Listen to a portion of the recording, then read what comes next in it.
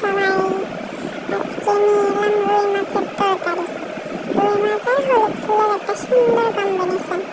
জানি না কার কার পছন্দ, তবে আমার অনেক ভালো লাগে যে কোনো মাছের সাথে হলুদ ফুল দিয়ে খেতে।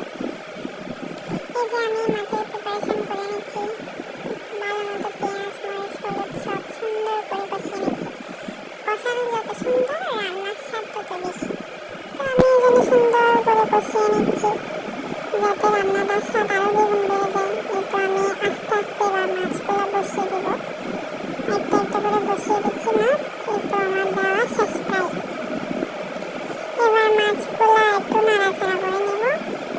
আসলে মাছ কিন্তু চামচ খুন্তি এগুলো লাগানো উচিত না, মাছ ভেঙে যায়। এরপরও জানিও নিজে ভুল করতেছি আর কি। এই যে আমার হলুদ ফুলগুলো দিয়ে দিলাম, এবার কাঁচামরিচ দিয়ে দিলাম, এবার একটু বাটে দিয়ে দিব পানি দিয়ে। এই যে আমার রান্না প্রায় শেষের দিকে হয়ে যাচ্ছে। এই তো দেখেন বলক চলে আসছে আমার রান্নায়, সুন্দর একটা কালার আসছে। তবে কি জানেন, মাছের সাথে হলুদ ফুল দিলে মরিচের পরিমাণটা একটু বাড়িয়ে দিতে হয়, কারণ হলুদ ফুল মাছে দিলে মাছের মরিচ তেলটা চুষে নেয়, যার কারণে মাছের কালারটা একটু ফ্যাকাশে দেখা যায়।